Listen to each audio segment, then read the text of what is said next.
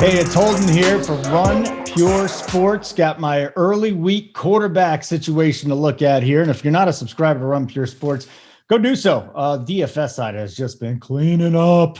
It's been absolutely spectacular. I'm also on the bet side too, and doing pretty good, especially on those live shows. But visit runpuresports.com, runpurebets.com, get in on the action. Here we go. Here's some initial thoughts on the week 3 slate, DraftKings and FanDuel. And you start with Russell Wilson. He is 7.3 on DraftKings. He's the highest priced quarterback. Dak Prescott, $100 less. And then on FanDuel, he is 8.7. Is he worth it? Well, the Seahawks look to have finally opened up the offense for him. And he's taken on Dallas, and their secondary got completely shredded here the first couple of weeks. What I like about Wilson, they're opening up the offense. He's run for 29 and 39 yards, so he's getting those. 9 touchdown passes to 1 interception. The guy is probably the MVP, although it's just an eighth of the way through the season. And again, Dallas got tore up by the Rams and the Falcons.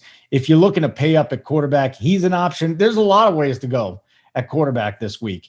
Dak Prescott going up against Seattle. Dak Prescott, elite option. 3 rushing touchdowns last week. We're not going to see that every week. He's 7.2 on DraftKings.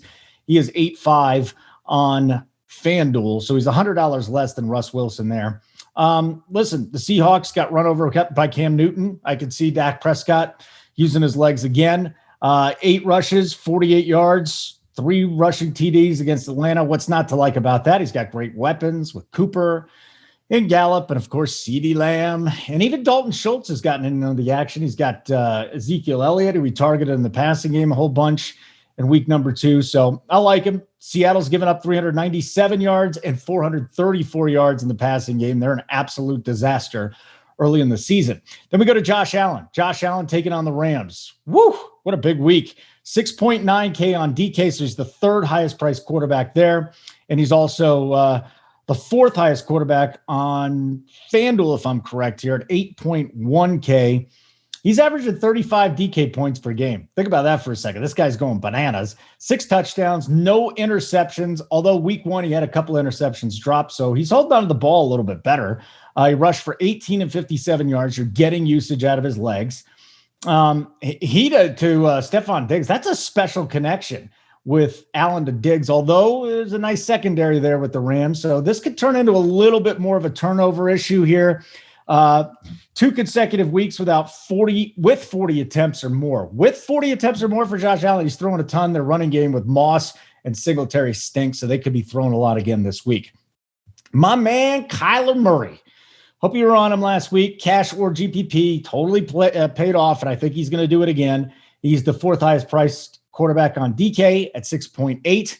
He is the 3rd highest priced quarterback on FanDuel at 8.4. So you're going to have to pay up for him now. But I still think he's too cheap on DK again at 6.8. I mean, he's right there with Wilson and Prescott in my book this week.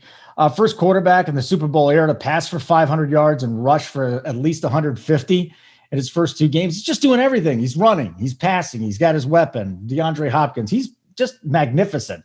And he's taking on Detroit.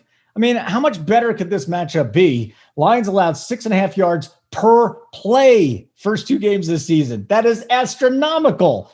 0 sacks, too. They're a disaster. Their run defense, they're allowing 6.5 yards per carry. I still say Kyler Murray is my number 1 choice without salary, and I would also say he's my number 1 choice with salary, although I can't blame you if you want to go up to Russ and Prescott. There's no Lamar Jackson on this slate. There's no Patrick Mahomes on this slate. Cam Newton taking on Vegas. 4 rushing touchdowns in his first 2 games. He's averaging 61 rush yards per game. And listen, Vegas did a nice job against Drew Brees. Now they're going to face a running quarterback. Cam's going to get his. He's probably going to run for another touchdown. He had a great game against Seattle, but I don't expect him to throw 44 times again. He went 30 of 44, 397. He did grab his hamstring on Sunday Night Football too, so we'll be keeping an eye on that. I'm not too concerned right now. And he is leading New England in carries and rushing yards. He's running back with an arm. So I like Cam Newton too, sitting at 6.7 on DK77 on FanDuel. Matt Ryan is one of the last quarterbacks that we can go to that doesn't run anymore. He's got 723 pass yards in his last 2 games, in his first 2 games of the season, 6 touchdowns, 1 interception. This defense is horrible. So all they're doing is throwing from behind. 67% completions. I like it.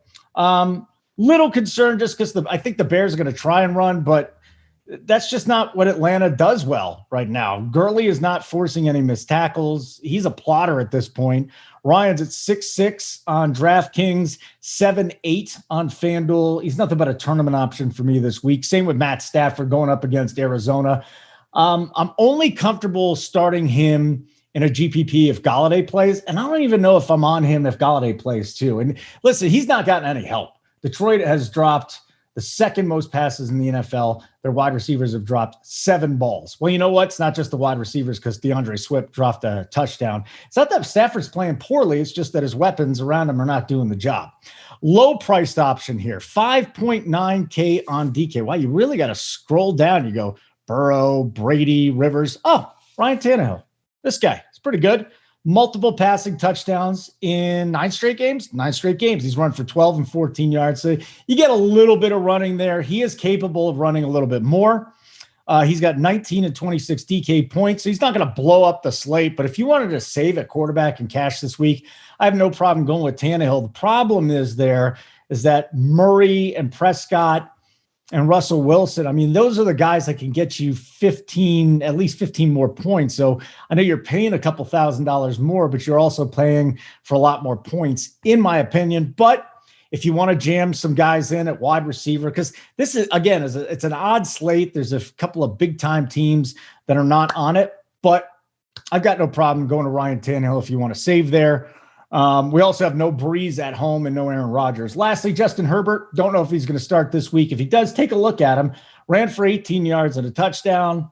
And he's faced, let's see here, no sacks for Carolina. He's facing Carolina. I mean, this is the worst defense in the National Football League. With all due respect to any of the other guys that think their team is worse, no. That's the worst defense in the league. Be on the lookout for running backs, wide receivers, and then later in the week, I'll drop my tight end first look preview. I'm Holden, and thanks for checking this out on Run Pure Sports.